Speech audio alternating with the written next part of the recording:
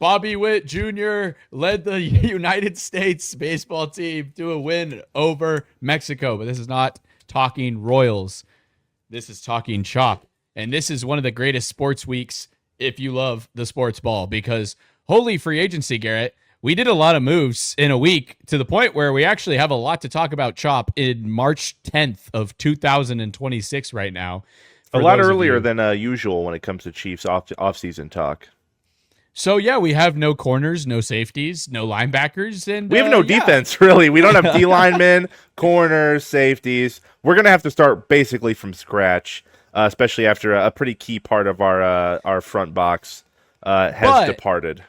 We did make an amazing amount of great moves. And honestly, Garrett, going into the podcast, while we were recording, breaking news dropped, and then we had to kind of like scramble and redo.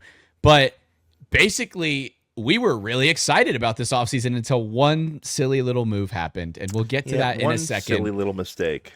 But guys, it's a great day to be talking Chop. I cannot be more excited for next season already. And we still have the NFL draft to use our 2 first-round picks on. And that's a new update, Garrett. We were talking about it last week, and now actually happened. Trent McDuffie, welcome to the Rams. And now he's gone. And welcome pick 29 and a bunch of other late-round picks that actually are going to be very helpful in our pursuit of rebuilding the entire defense now. Garrett, what do you think? Initial thoughts of the Trent McDuffie trade, like just right off the rip? I mean, when the trade broke, we had talked about it before. That was something we had discussed potentially happening in the last couple episodes, especially while we're doing like mocks and stuff. Is we talked about, do we potentially move up into the later parts of the first round to snag another young, addition to potentially the defense? And a lot of people were throwing around the name McDuffie with the contract coming up, and in the past how we traded cornerbacks. And honestly, I'm all for it, especially after seeing, the amount of money he's getting per year. There was just no feasible way that a year from now we don't get anything in return. We don't have the picks we just got back, and we still can't pay him, right? So we were going to lose him anyway, right? Yeah. So I'd rather push him away now, get pick 29, some other pretty decent draft compensation. I thought, honestly, the most we were probably going to get for him was like a second. I thought that's the most we could get for him. And Garrett, you're being reasonable because other people were like, oh, well, we could get two firsts like they got out of Sauce. Like, no. But as you discussed last week, they play different positions. Outside corner is a lot more desirable than a slot corner specialist. But, I mean, McDuffie can play which to a degree. And he did get paid worthy of it. Yeah. Oh, yeah. He got, but also, I talked 31 mil a year.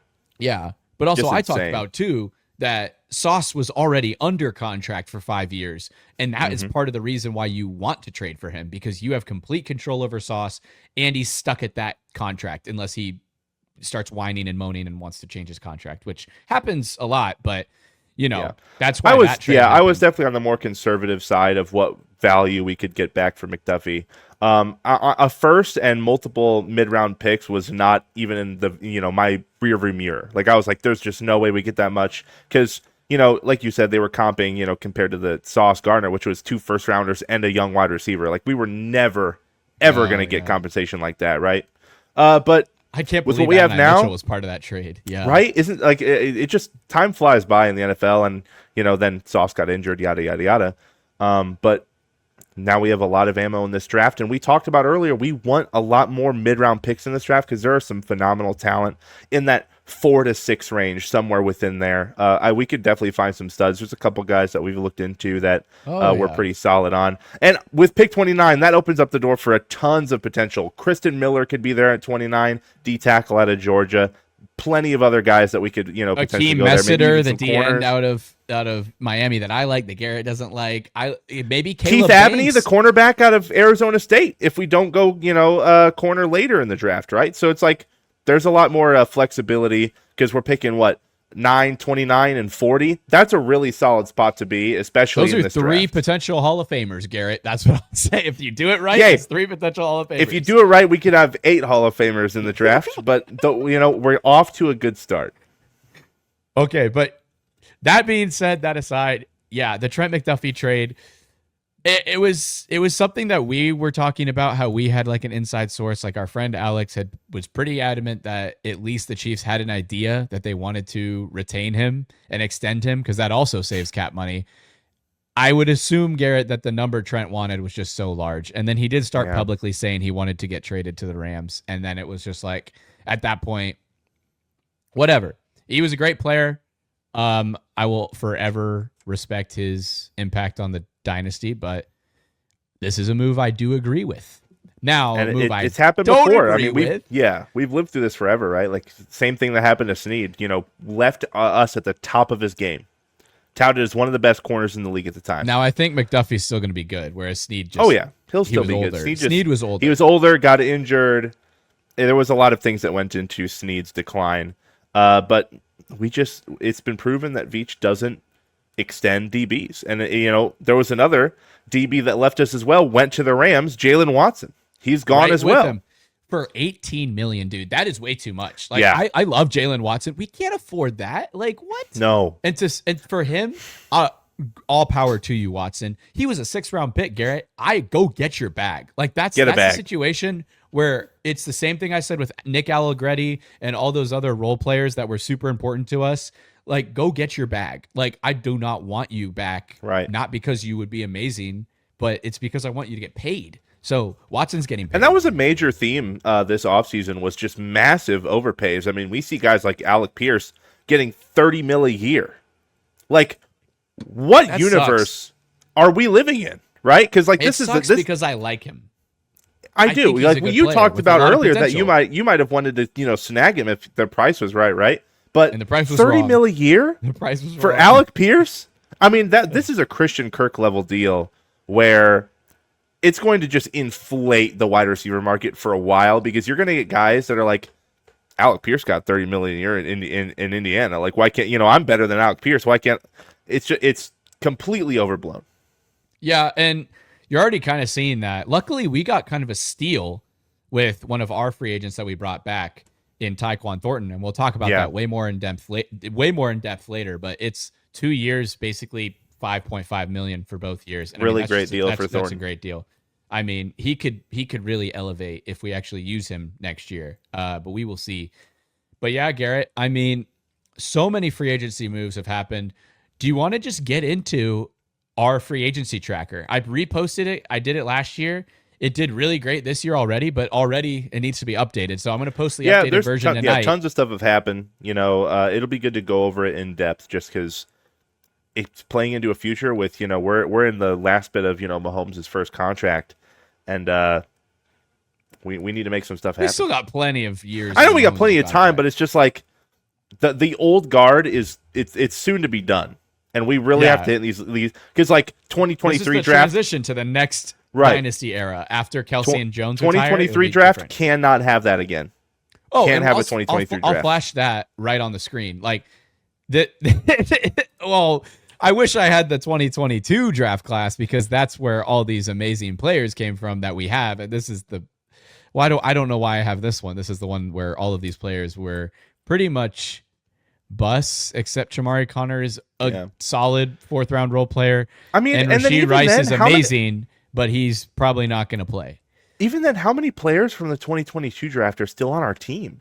No, McDuffie? Garrett, but that's the point. They all were amazing, but they're gone now. We have to redo that. We have to hit on everybody like we did in 2022.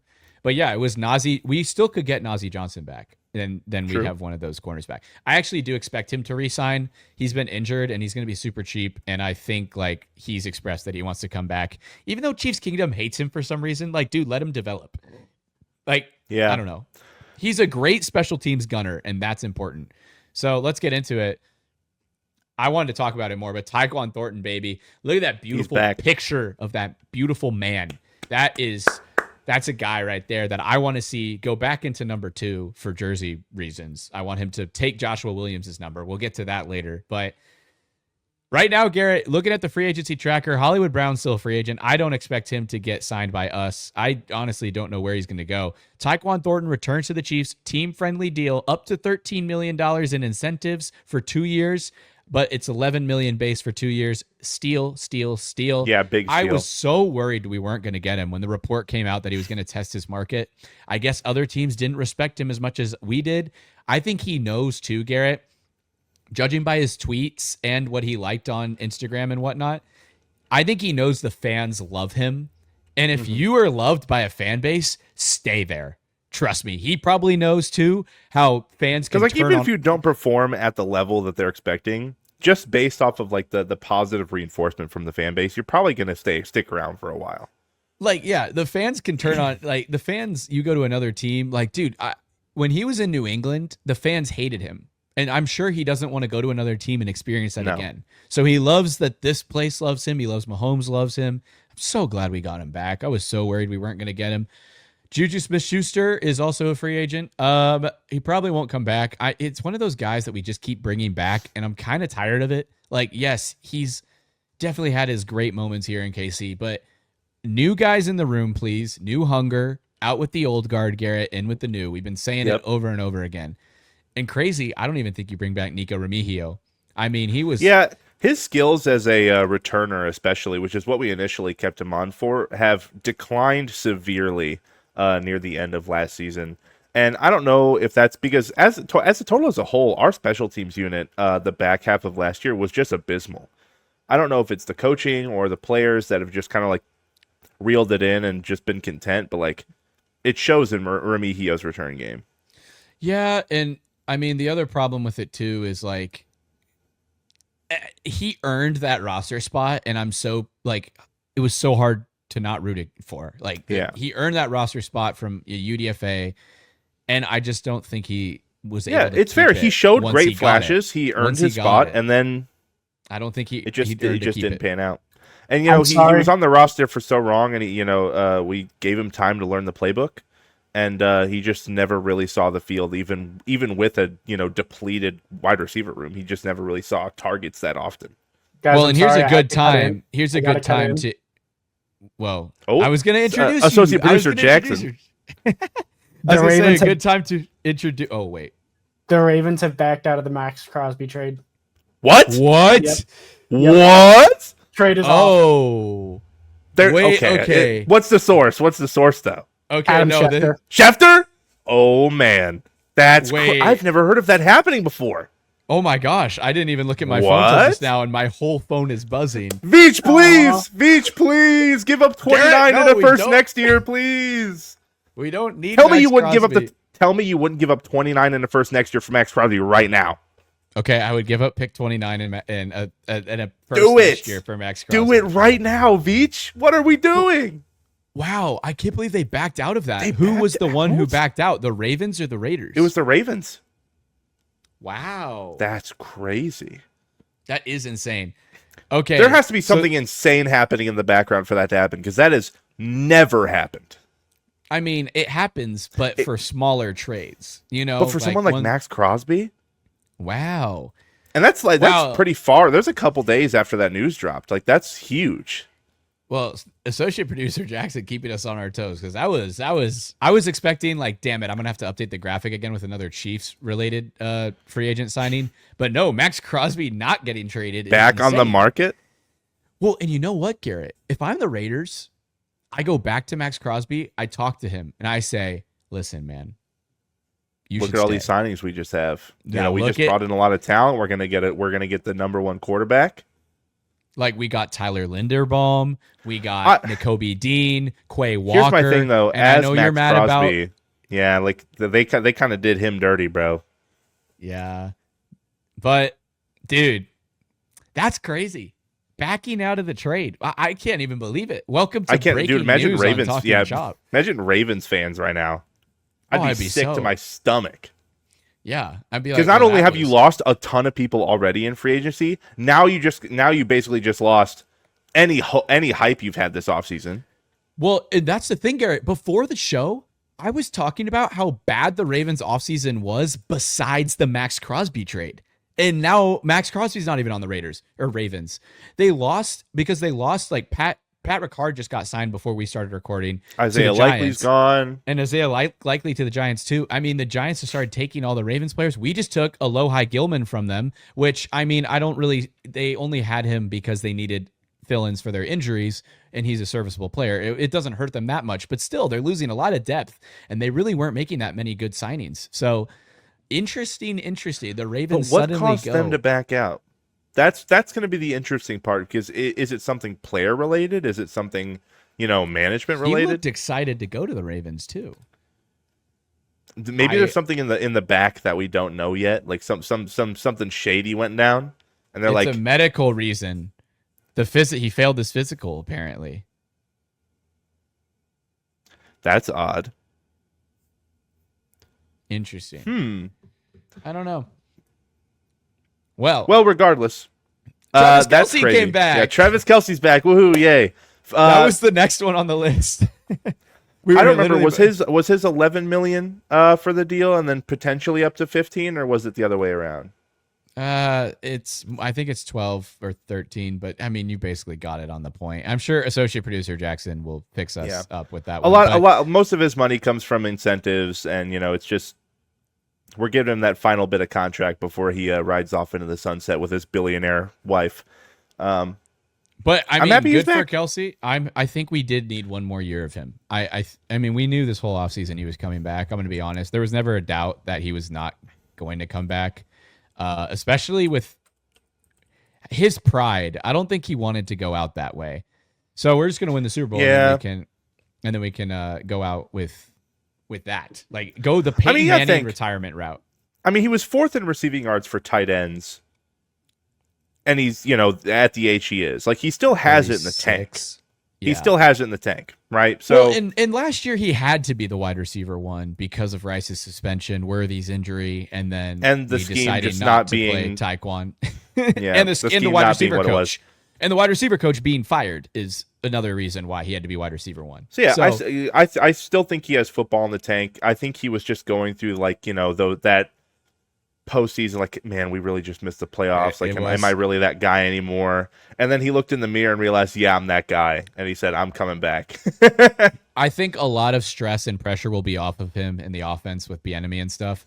And probably, too, Bieniemy being back probably got him excited enough to get off the couch and be like, I want to work and play for this guy, because Bieniemy just has that level of respect. Matt Nagy's not a guy I'm jumping off my couch to. No. If Matt Nagy was an alarm clock, I'm hitting snooze 4 times. Like, I ain't getting out of bed for Matt Nagy. But if it's Eric Bieniemy, dude, I'm up and at him. I'm brushing my teeth. In the morning, bro. I'm even showering. Moment I hear that chime, boom, silence. Get out of here. We don't need yes men anymore. We've talked about it. Matt Nagy is a yes man. And we have guys that are going to hold our players accountable and really just drain every bit of athletic, ichor Juice. out of all these players. What did you just say? Okay. Ichor. Anyway. So yeah, like I can't get over that. I've never heard that word before. Talking vocabulary here. Talking vocabulary here. But yeah, I think he's going to get a huge season out of Worthy. I think Worthy is going to benefit the most from Eric Bieniemy coming in. I think Worthy will finally be used correctly, and I'm excited too with Chad O'Shea, the wide receiver coach, who could get a lot out of Worthy. So that's all. There we go. Kelsey's back. Robert Tonyan is a free agent. I'm sorry, Robert Tonyan. I really loved you during preseason, and I love your song. It's your song that you just. Is it still in here? Is it still Please in don't here? let it be in. Don't let it be in there. Oh, it's not in here. Someone deleted it from our files. That's suspicious. But I do not have the Bobby Tonyan song in here. But Bobby Tonyan did not do anything this season, and it's crazy because he did get playing time. So at least it's not the Greg Olson song. Okay, well, I've never heard that one. Gardner Minshew is a Cardinal, our first guy on the list that went to another team. Good riddance. They also paid him like $7 million, which is crazy. Not good riddance. I'm so sorry, Gardner Minshew. I really do love you, and I think you're one of the coolest quarterbacks there is. But you really were a little underwhelming as a backup. I get that you got injured, but you weren't playing well before that anyway. Yeah. And also, I'm not paying a backup quarterback that much money. Is he going to be the starter for Arizona? Wait, because right now they don't have a quarterback. I mean, they don't have a quarterback. So unless they get someone in the draft, I highly he'll probably be competing with someone like Ty Simpson. But wow. Mike Caliendo is a free agent. I don't think we bring him back. I don't think he's going to get a bag per se, Maybe we do bring him back because of that, actually. I mean, It I just think we're just depends. I think it's gonna be a wait and see game with him. I don't think the Chiefs are gonna be jumping out of their bed to go sign Matt Caliendo. Apparently, I love that allegory today, but I think Mike Caliendo might be a guy we sign later, but it won't be till after the draft. Yeah, Jawan- it'll be an after draft kind of thing. Jawan Taylor, we cut him on purpose, so we're not bringing him back. Yeah, I put Jawan Taylor and Mike Dana on here because technically on the website I was looking at, they are Chiefs pending free agents because we released them after the season started. So, I mean, I like to put him on here because I do want to track where he ends up signing. So, interesting to see. Garrett, we threw it around too before. Jackson is right. The Cardinals do have Jacoby Brissett, who's a dog. That's Mid on mid crime. Brissett Gonna versus be just Minshew. a battle going on. Brissett and Minshew. Hey, I actually would love Brissett as our backup. I think he is way better than Minshew. He had like 400 passing yards multiple times last year because the Cardinals just said, you know what? Let's just have fun. We're getting blown out, but let's just throw the ball to Trey McBride and Michael Wilson. Dude, that won me a fantasy league. And then there's all those there's that weird smoke and mirrors coming out about Brian Thomas Jr. Well, they just confirmed that that was all fake. Liam Cohen wants to stay, or Liam Cohen wants BTJ to stay. So I feel I'm sure he wants him to stay. We'll see. Yeah, I do feel bad because he had a really promising rookie year, and just his production went down so far last year just because the offense as a whole just collapsed. It kind of reminds me of sophomore slump Worthy too, except without the injury. Although BTJ did get injured too, but only for a little bit. But also it was just like the missed opportunities. It's like BTJ was open, Worthy was open, the passes just weren't landing. And sometimes take Alec Pierce versus Xavier Worthy or BTJ last year. Alec Pierce did not have that many catches. Hollywood Brown almost had as many catches as him last year, which is crazy, on like half the yards. But Alec Pierce was getting those deep bombs and they were connecting. If all of a sudden BTJ or Worthy's deep bombs are connecting, they have 1,000 yards. Like, it's really like that close of a difference when you really. I just think Alec Pierce he's one of the few receivers in today's game that has really like evolved into playing this deep cover 2 coverage and being able to be successful with a deep ball. Yeah. And I'm assuming we'll see probably receivers look into his game just to see like the little minuscule things he's doing in his routes to make it more successful. But like, you don't really see a lot of like consistent, streak and go type of guys making a lot of, consistent yardage. And you know what I think it might be part of, Garrett? What does Indy have as well? They have a Jonathan Taylor. They have a run game. And so I think the defenses are playing a little different against Indy, and now they'll have to against the Chiefs too. With a signing we haven't talked about yet, I guess we're just going to skip ahead because I can't not talk about it.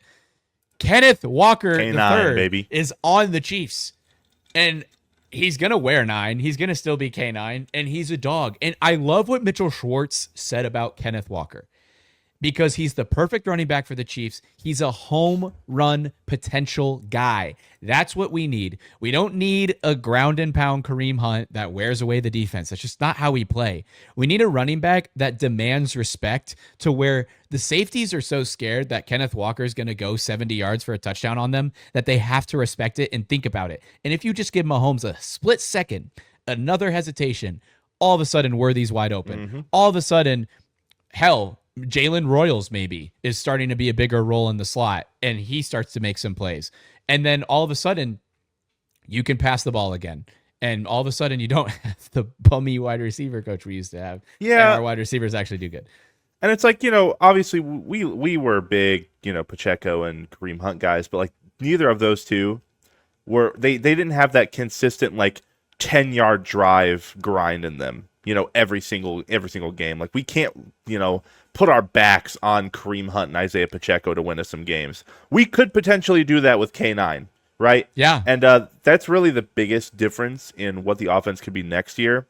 And, this is the reason we were, potentially going to draft Jeremiah Love, is like, if we couldn't get a guy like this in free agency, Jeremiah Love's the one guy in the draft that if we put him on the team right now, he would significantly make us better on offense. And now that we have K9, we don't need to spend 9 on a running back. As much as, Love is a great athlete and all that, don't need him anymore. And here's the thing, Garrett, with that, like, we're able to pay a running back in free agency $15 million a year. I think it's a little bit less than that, but it's close to there. We're able to pay an elite running back $15 million a year in free agency. If you draft Jeremiah Love with pick 9, you're paying about $10 million a year, and it's all guaranteed. And it's all guaranteed. You can't get an edge rusher for $15 million a year, but you can get an edge rusher at pick 9 that's worth $10 million a year now, and all of a sudden you're saving a ton of money. I mean, look at some of the contracts that these players have been getting in free agency. I thought Joseph Osai was going to be a sleeper. Jackson, if you could check what Joseph Osai ended up getting paid, he got paid like at least $10 million a year, which is crazy because I thought he'd be a good role player. So all these edges are getting paid hella. And it's like we could get an elite edge at pick 9 or pick 29. By the way, active tornado warning and watch in the Kansas City area. Our boy, associate producer Jackson Roan, may have to take shelter mid-show and literally leave us high and dry. But I would understand safety. Leave us high and dry as there's a tornado blowing through Kansas City is insane. But that's just the dedication we have to you as the viewer, you know. But he just gave us the numbers too. 3 years, 35 He's still locked in. So Joseph Osai, who is a rotational edge rusher, is getting paid almost over $11 million a year, and you save more money by taking an edge at pick 9. So that's why. And we also talked about guys like Odafe Owe and Boye Mafe. Odafe Owe got like $25 million a year. Holy and cow, Boye Mafe got $20 million a year. Like what? Oh what are these prices for these edges, man? I feel like the after the cap hit spiked, like so many players are just like, I want the extra money, big bro. Like I'm worth. Boye Mafe is not worth $20 million a year, but he could be, and that's why they're why they're paying him. They're paying. It's like Alec Pierce, and that's why free agency, Garrett, and why I'm happy with what we did. The losers of free agency are the ones who spend the money on potential. Spending $30 million on what Alec Pierce could be, spending $25 million on what Odafe Owe could be. Yeah. We know what we have with these three players. You know what Kenneth Walker is. You know what I really wish I knew how to say his name, but I think it's Khyiris Tonga. If it's not Khyiris Tonga, we'll learn it eventually. Garrett thinks it's just Chris. It might be just Chris. No, that was a really weird way to spell it. Hey, look, it could be Chris, right? It's probably Khyiris. It's probably Khyiris. But Khyiris Tonga, dude, like we know what Khyiris Tonga is. He's an amazing run defender. He can play a little bit of fullback. He's worth his $7 million, which is a little. It's a lot. It's definitely a lot. But you know what he is. He's a proven veteran. And you know what you're getting with that money. And same with the Lohi Gilman. Needed depth there. 100% needed depth at D-line. And same with the Lohi Gilman. You know what you're getting. This is a great stopgap safety, especially like a guy that you can have rotate in if he doesn't end up winning the job. Should we draft somebody like Caleb Downs, who I would love to pick at pick 9, and have a guy that competes with Jaden Hicks a little bit too. But he's more of a free safety anyway. But he's similar numbers to Brian Cook for half the price. And that's what you know what you're getting. You know what you're getting in him, and that's why I like it. It's a solid signing. You don't break the bank in free agency. You fill holes in free agency. Yep. But Garrett, will the Chiefs ever fill the hole in my heart left by letting go of Leo Chenal? Because that I think was a bad move. Because how do you let this guy leave your building who can play edge rusher, who's lined up at fullback, who can play in coverage, who can stop the run, who's an amazing linebacker, jack of all trades, and who's a dog mentality? This guy leads the room. I love the thing he used to do where he would draw tattoos on himself with Sharpie. Yep. I thought that was hilarious. I thought it was fire. He only goes to the Commanders for a 3-year, $24 million deal. That's $8 million a year. $8.5 million a year. And we let him walk.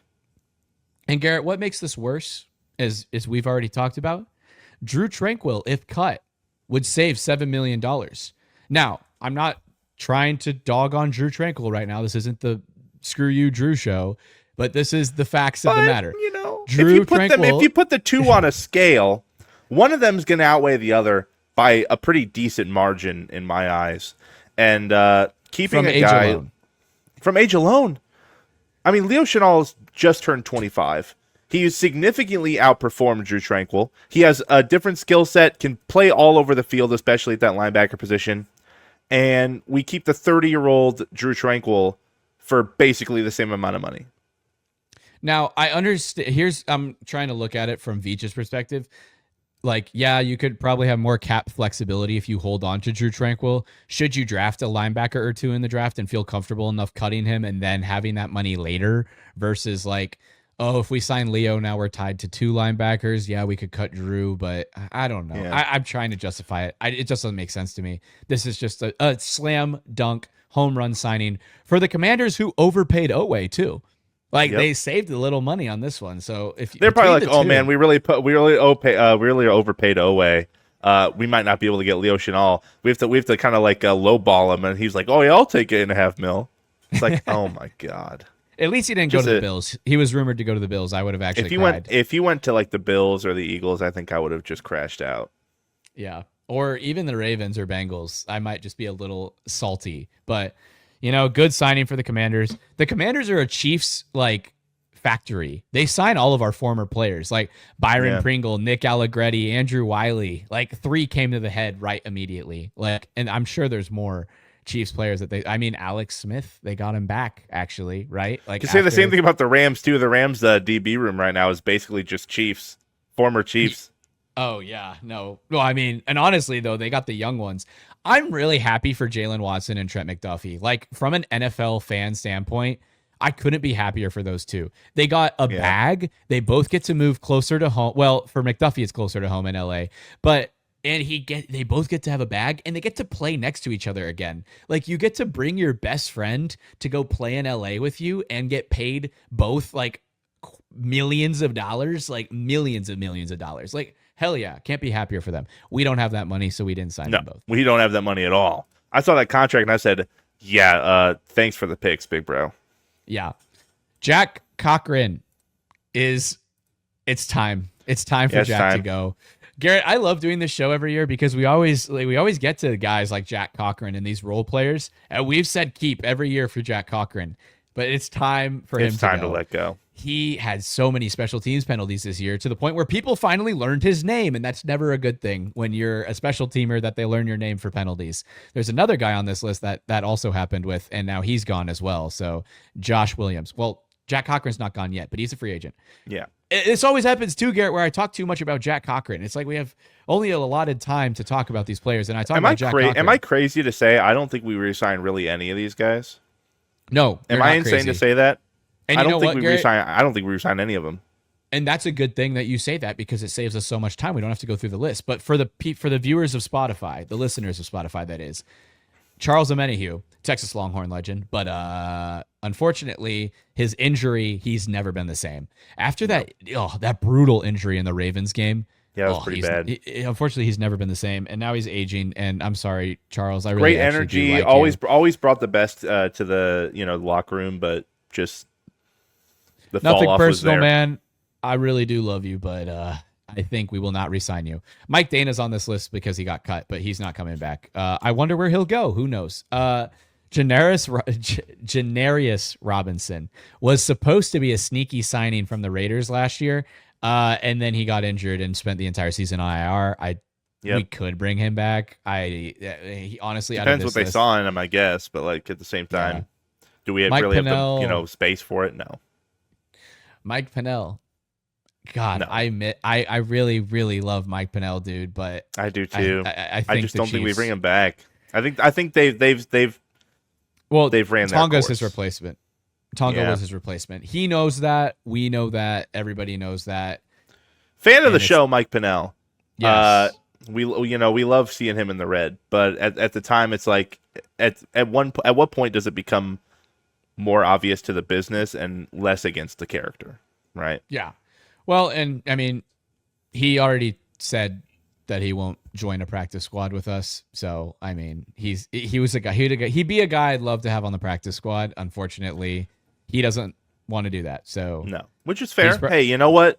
You've done what you need to do. You've gotten your bags and you've gotten your plays. Might be just time to see what your ventures are. And other than that, Yeah, start streaming like Scatterboo. He said he's got one more year. He's got one more year, and then he's done. So curious to see where he goes for his final year. I do have some ideas, but I won't share that with the class. Derek Noddy, please leave. We were nice about everybody else. I'm sorry, Derek Noddy. Derek Noddy is a guy that is the king we gave of up a draft contract. pick for him. We gave up a draft pick for him, by the way. Okay, yeah, that also is a problem, and that also in a good draft. Well, also we gave up a draft pick and cut Mike Pennell for him. So, and then he ended up being PFF's worst rated defensive tackle. Please, Brett Veach, you were so close to finally not giving him a 1-year deal last year, and then you let him get signed by the Jets and then traded for him back. And I'm like, why? But anyway, yeah. Jackson, I would love if you had the stat of how many 1-year deals Derek Noddy has gotten, because I feel like it's been at least 3 or 4 in a row. But not this year, no more. Then we got Jerry Tillery, a guy that I kind of like sometimes, and then I don't other times. He's made some cool plays, but... Yeah, I mean, he's shown up a couple times, but like what we're looking for D linemen right now, we don't need you to be game wreckers. We need you to be consistent against the run, and that's just not what Jerry Tillery was. Yeah, he's more of an edge. He started out as an edge that moved into the interior, and we all know the story. Which is what we keep doing for whatever reason when we draft guys like Omar Norman Lott. Yeah, well, like hey, I know you normally play like a 3 or a 4-eye. How about you gain 50 pounds and play over the nose, and then you get injured because you put on so much weight and your body's not used to it, and you're not athletic enough yet. Buddy. I wish we got Tavondre Sweat because the Jets traded for him, and I was like, dude, Tavondre Sweat would be the perfect replacement, the perfect guy. Wow, yeah, Jackson got it. 4 straight years of 1-year deals. That's so for Derek crazy. Noddy. That's like a contract within itself. All right, next we go to our entire DB room is gone. We already talked about Jalen Watson. Yeah, they're all gone, and the guys that are still in free agency, they're not coming back. Yeah. The only person on this list I see coming back is Najee Johnson. And I know we already talked about it. Oh, Chiefs fans don't like him. Whatever. He's a great special teamer. He was injured last year. He has amazing size and speed. He could be useful. And we need him, at least for depth. And he's going to be cheap. And he's a cool guy. I've DM'd him a couple times. He's a very nice guy. So don't be mean to Najee Johnson, okay? Friend of the show, Najee Johnson. Well, I don't know if he's a friend of the show, but he's a friend of the Instagram page, Najee Johnson. But Josh Williams is a Titan.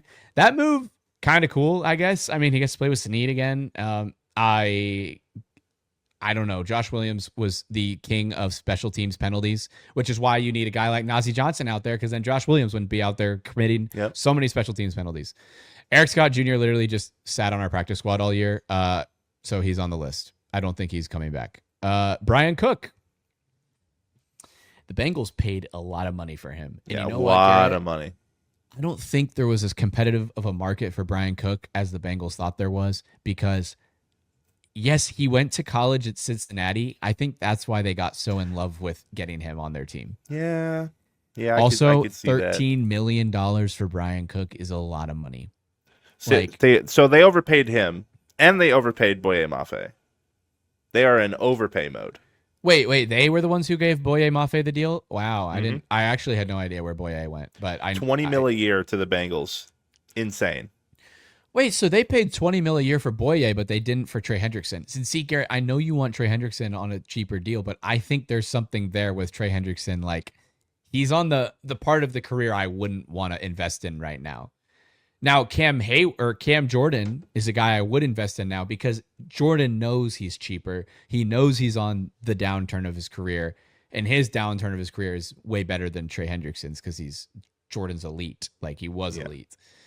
Mike Edwards and Deion Bush. If we bring back Mike Edwards again, that means that we did not draft accordingly, because Mike Edwards was 1,000% a fill-in last year for the lack of safety production we had and injuries that we had in the secondary.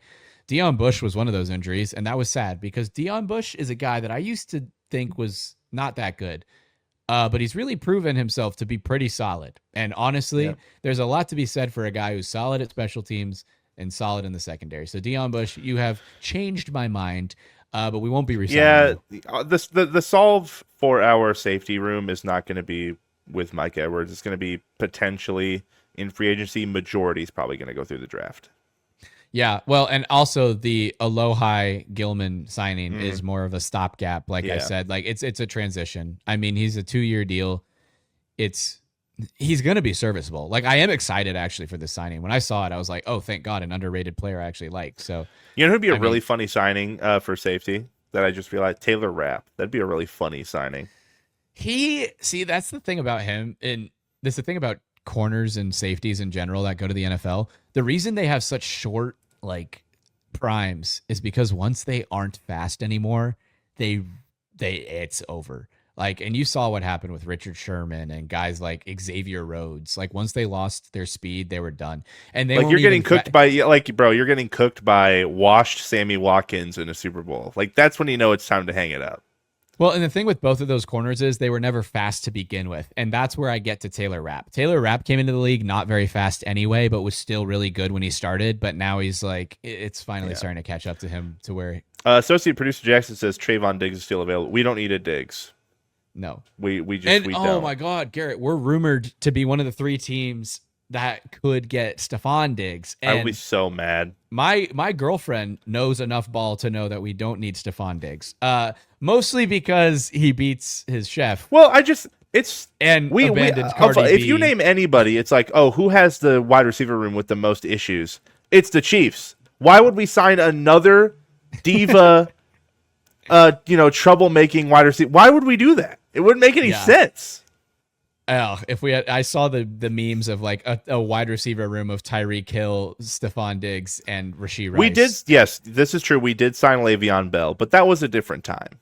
That was before. Also, did Le'Veon Bell do a thing? I don't think Le'Veon Bell did a thing. I don't think he did a thing.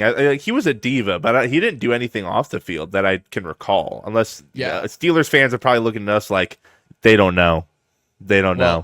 He just didn't sign. He didn't take money. But either way, please no Stephon Diggs. But that being said, no, there's no world where I want Stephon Diggs. If we get him, I'll probably pretend I was okay with it the whole time. I don't know. I don't know. It's gonna be hard we got Stephon Diggs. I mean, Next I don't episode, know. We got Stephon. Yeah, it's gonna be hard to be excited about that one, especially because I want to. Well, hey, last episode we talked about trading McDuffie, and then it happened. What do we want to say now? In haha, joking way that could potentially happen, like we jinxed. Haha, we draft Caleb Downs at pick 9. Oh, let's go. That would be so silly if we drafted Caleb Downs. Or also we got Calais Campbell on a vet minimum deal. Woohoo! Dude, I want Calais Campbell, please. I want to get him a ring so bad. Actually, Garrett, you know what? The thing is we staged those other 2, so they might not happen. I do really want Caleb Downs at pick 9. But the one that we said subconsciously that might happen is Cam Jordan getting a Terrell Suggs type deal, like you said earlier. This is true. We talked about that before the recording, but I could see that potentially being a similar signing. Because Veach played with him. Yeah. Veach coached him. It just really depends what he's really looking for contract wise, because as much as I would love to say we could sign anybody, our cap is a little tight at the moment. There's definitely some things we can do to add on to that, a la restructuring Jones, if we feel the need to after the draft, cutting Drew Tranquil. But it just depends, right? And we still have a couple other guys that we might need to re-sign going forward, which you talked about this earlier off the air, but we have not signed Matt Araiza yet. Yeah, and the other thing that's interesting about Matt Araiza being available, Tommy Townsend's available now because the Texans just traded for a punter instead of re-signing Tommy Townsend. That means Tommy Townsend probably wants a bag, though, and I don't think we can afford Tommy Townsend. So maybe the Chiefs kick the tires on old Tommy Townsend and see if he's got it in him to take a cheaper deal with us. If he says no, maybe we bring back Matt Araiza. We send that 1 a.m. text, hey, you up? To Tommy Townsend saying, hey, do you remember these good days when we were having good times when you were punting the ball in red? And he's like, yeah, I'll take a good deal.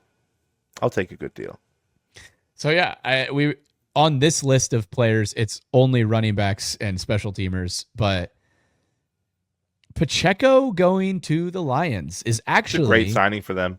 Exactly. I like this move for both Pacheco and the Lions. Obviously, the Lions got rid of David Montgomery. Obviously, I love Pacheco. I have a Pacheco jersey, but I am obviously not biased, and I am unbiased and able to recognize that we needed to get rid of him. Like, there was never a moment this offseason where I was like, we need to sign him. He's just another player from that same similar draft era of the Chiefs that had a really promising start, got injured, and then just really took that steep decline trying to get back to what they were early on. And I think he's really phenomenal in like short yardage situations, which if we look at what the Lions were using David Montgomery for, that's the majority of what they were doing, right? I think Pacheco he has that was extra pop. Yeah, he was at. I think I saw a stat. Pacheco was 14 of 16 from 1 to 2 yards in goal to go situations. Really? Because we really use Kareem Hunt in that regard, I feel like. But the thing is, like, yeah, that sounds awesome. Like, why wouldn't you keep that guy? It's because we never really got into those situations on the ground, right? But we it used was a lot Kareem of like Hunt for them when we did. Exactly, right? But when he's put in those situations, he's really good. I think the main thing is when you give him a space where he doesn't need to read the hole, he's great. But his vision... I do think the Lions could do that for him. Yes, and I agree. It's just his vision isn't great. It never really was. Like, he had a lot more pop when we first drafted him before the injury. And he was just that super explosive, really hard runner. And then he had that leg injury, took a lot of time off, and lost a lot of that leg strength and that power, that explosiveness, and it's just that was his game, right? Now, maybe give him an offseason or two more with the Lions, and he builds that strength back up, maybe get a little bit of a resurgence, but it was just a really, unfortunate timing of his injury in Kansas City for us to, have to let him go. Yeah, and the thing too, I still love him as a player. I mean, his story is one of the most tragic. Oh, and yeah. The fact that he made the league is amazing. If you guys aren't familiar, both of his brother and sister were killed in like gun-related violence, and like he wears number 10 for his brother who played football as well. And it's just like such a story of like overcoming everything and still being like a dog. So I will always love Pacheco. That's one jersey I will never regret owning. I can't say the same for my Kadarius Toney jersey, but Isaiah Pacheco will always have my respect, and I am rooting for him so hard on the Lions. I have heard some people making fun of him, though, because they said, oh, what are we going to call the Lions Gibbs and Pacheco combo? Because it used to be Sonic and Knuckles with David Montgomery, and I saw someone say Sonic and Uganda Knuckles. I liked what our associate producer Jackson said, Sonic and Shadow. That kind of goes hard. I think that's probably what they'll go with. Okay, yeah. You know what's crazy, Garrett? Do you think that we've entered a time of memehood where people don't know what Ugandan Knuckles is anymore? I hope so. That was a terrible meme back in the day. Sonic and Mecha Sonic, yeah, after they rebuilt that dude's legs from scratch. I can see that.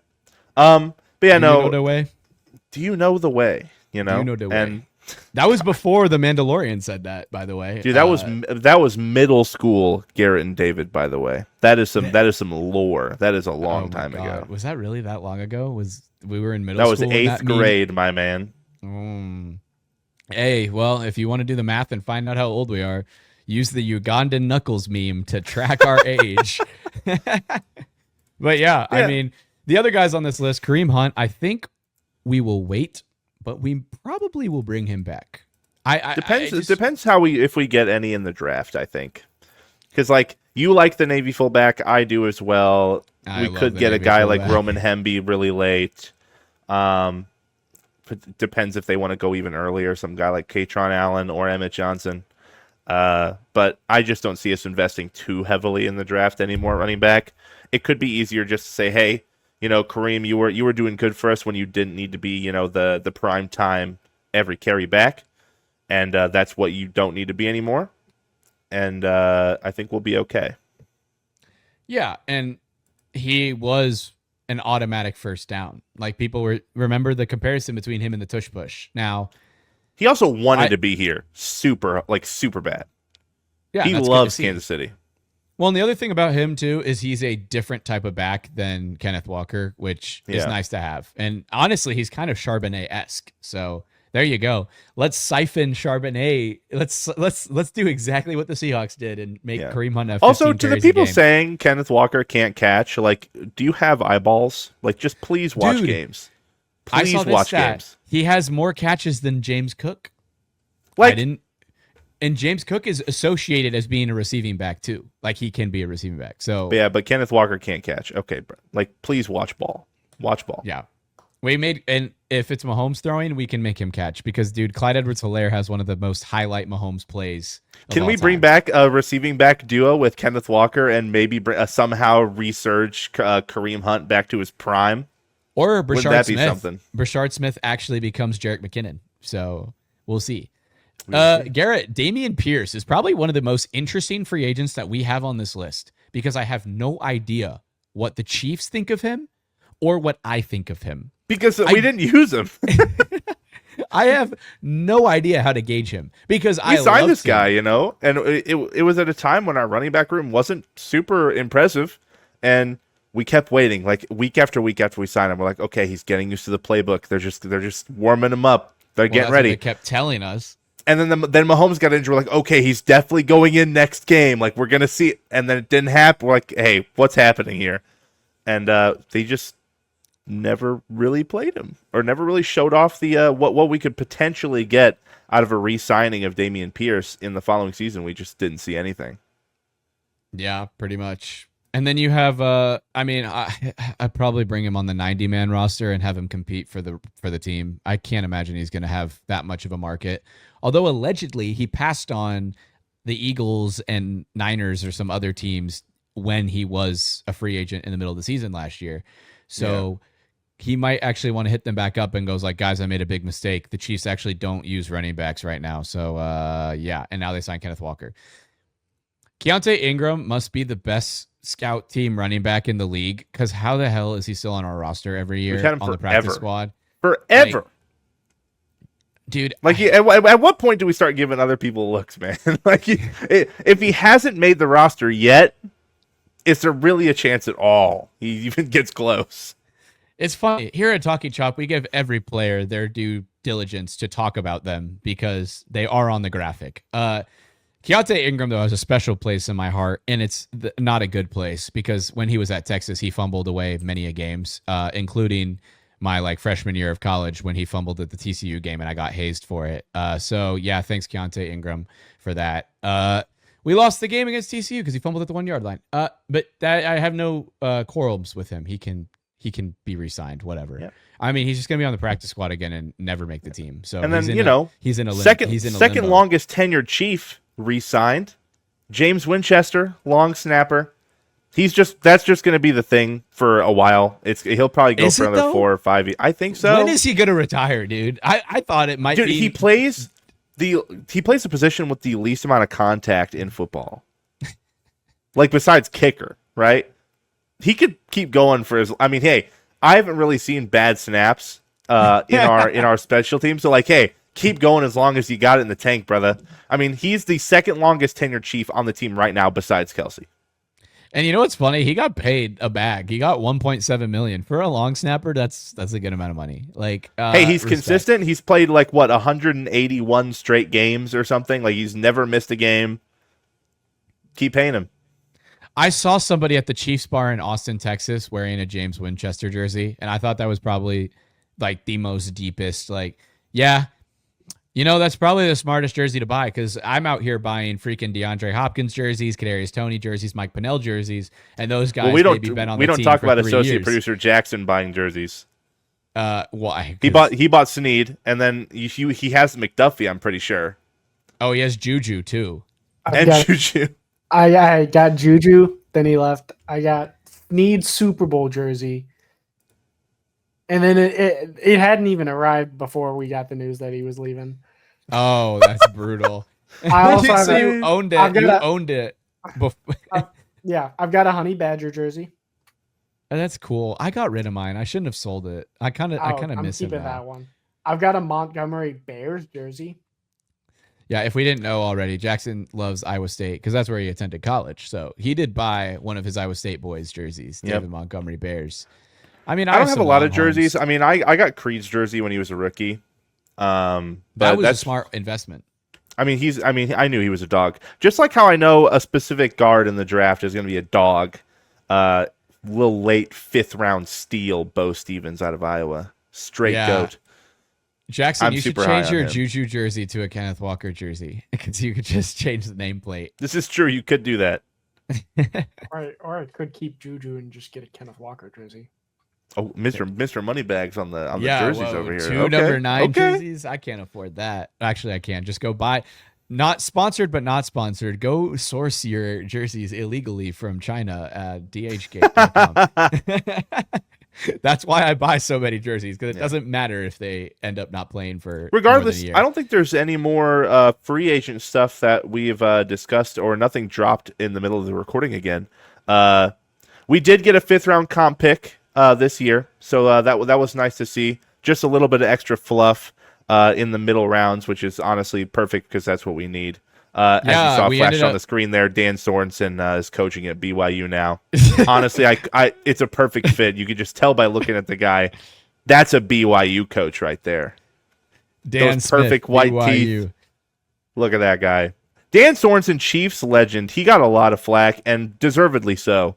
But man, when it was a 4th quarter against the Broncos and you needed one clutch stop, there's only one man who's coming down with that ball, and it was Dirty Dan. And honestly, he was Phillip Rivers' kryptonite. Like, he just had some way of making Phillip Rivers. Now, Browns fans will say he's a dirty player, and was that a bad hit, helmet to helmet, as the player was diving for the end zone? Maybe. All I'm saying, hold on to the ball. That's all. That's really the only difference there in that Browns playoff game. But we love Dan Sorensen here. Random Dan Sorensen rant out of the blue at the 56-minute mark. Yeah, dude. I mean, honestly, I think we could have ended the episode, but I just wanted to talk about Dirty Dan in order to stall for me to install the graphics about the draft picks we have. Because we have pick 9, pick 29 that we got from the Rams, pick 40, which is our own selection, pick 74 in the 3rd round, pick 109 in the 4th round, and then we got 3 5th round picks now with the Justin Reed comp pick, the Rams pick, and our own pick. And then we have that 6th round pick we got from the Rams. But Garrett, we would have had 2 more draft picks if we didn't trade for freaking Peyton Hendershot. And was one of them Derek Nottie? Was that this year or next year? I'm pretty sure it was this year. We also are missing a draft pick from the Cam Thomas trade. And we're also missing a pick from the Josh Uche trade. And those will hit us either next year or they already hit us last year. But regardless, we have a lot more compensation than we had earlier in the offseason. It's very much needed, especially specifically the 4th through 6th round. There are some pretty interesting talent that we can get at positions of need really for us. That I'm really excited about seeing who we go for. Obviously, Veach isn't going to pick any single person that we mentioned probably ever. No, he has before. He got Willie. He got Willie Gay. Yeah. I think who else have we talked about? Like in the last draft, I feel like he got Josh Simmons. Simmons. You were that's true, but that's a first. I'm talking about those later round picks, first rounders. You can kind of predict. This one, who else? Yeah, you mentioned Keandre Colburn in 2023. Yeah, I did. I actually did mock him to us. It's sad that he sucks, but I did like him. So now there are plenty of players that we had mentioned that got drafted by other teams and have performed well. But hopefully we can get a couple on our team this year. I'm preaching super hard still about Bryce Lance and Bo Stevens. Those are my 2 that if we got both those guys, I'll be a very happy man. My guy big time is Tanner Kozel out of Houston. That tight end is a beast. He's 6'7", haha funny, but also haha big. And he has a huge vertical. I also like the Vanderbilt tight end. And we've said it before. Kenyon Sadiq, not it. I'm tired of seeing him mocked to us at pick 9 by all you freaking 12-year-olds. Guys, if we take a tight end at 9, it is automatically an F draft in my mind. Why? It doesn't matter who we get. That doesn't help us now. Kenyon Sadiq has Evan Ingram ceiling, which is not that great of a ceiling. He's 6'3" at the tight end position. Size matters, guys. For some things. He's 6'3", 230. We're acting like he's this super fast, massive, dominant blocker that can catch the ball like a crazy man. He's a glorified. He's Kelvin Benjamin if he was better. Like, He's what a are we glorified doing? wide receiver. Like, and also too, like Evan Ingram is a good comp. Maybe he's Evan Ingram, Noah Fant level. Like Noah Fant was a first round pick, also 6'3", and Yeah. One of the only Iowa tight ends to be mid. But like, would you take Noah Fant at 9? No. Like, why would you ever do that?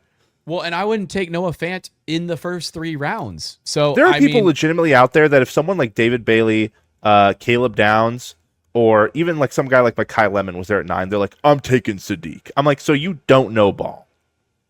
Well, and who knows? Sadiq could prove us wrong, but I mean, I hope he does. Hey, if he has a great career, whatever, but we don't need him at 9. I hope he doesn't. But okay, yeah, either way. Yeah, sure. Have a good career. You're preying on the man's downfall. I'm not preying on the man's downfall. But I will say this, Garrett. Final point, he only had one good season, and it was the season where Oregon literally obliterated every single opponent they were playing. So it's all like stat padding. You watch him play in the playoffs, and he got shut down by Indiana. He got shut down by Ohio State. Like he wasn't good. Like he wasn't good. Give me Sonny Styles at 9 if he falls. I low-key have changed my tune on him. I think he's good, not because of the freakish athleticism. He's smart. He is a smart player. I watched some of the tape on his ability to read a screen pass, like snap of my fingers, is insane.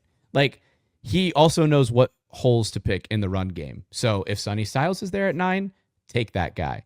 Take Sonny Styles, 6'5", ran like a 4.4, and also has the IQ. Take any number of Kuechly. Caleb Downs, Bailey, Styles, anyone from Ohio State, anyone from Texas Tech. Really, Texas Tech has a lot of good players in this draft. Ruben Bain, I still would not mind at pick 9, even though his arms are short. I just don't think it's going to translate. Crazy take, Garrett. And I think this actually might happen. And if it does happen, Chiefs Kingdom will erupt in anger. But I think it'd be a good pick. Give me Caleb Banks at pick 9. I don't care if you take a defensive tackle at pick 9. If the board falls and everybody's gone, take your defensive tackle of the future right there. That guy is 6'6", 330 pounds, and he can rush the passer. I like Caleb Banks. I think depending on the board at the time, I think if we could potentially even get like a 7th or a 6th rounder and trade back like 2 spots and still get Caleb Banks, I think that's fair. Like if there's no one else we like, right? Like if Lemon's gone, Bailey's gone, Downs is gone, Styles is gone, and we're not high on Bain, I'm okay going Banks. But I love what Banks can be and like how underrated he's getting because he missed last season due to injury, but. Dude, he's the real deal, and the only reason I'm iffy on drafting D tackle at 9 is because I like a lot of like the 29 selection D tackles. Yeah, like and the thing is Banks could be there at 29, which is the crazy part too. If he is awesome, where he falls, phenomenal. But like, in terms Christian of Miller are going to be around that pick 29 range. And Garrett, that's probably even where Caden McDonald, he could fall as like there's a ton of D tackles that could be at that 29 spot that like, if we were to be able to get someone else other than Banks at 9, right? We ended up talking I like Kristen Miller a lot. We're getting off track. We'll have a big episode. This was not supposed to be the draft episode. This was supposed to be free agency only, but I ended up getting the picks in here. Look, it's a little teaser into what we're going to do next week. We're going to have definitely a mock next week. We're going to talk a lot about, potentially, because now that free agency most likely will have simmered down, we're going to have solidified what our needs are, what our draft picks are, and, what we need to go out and attack at the draft.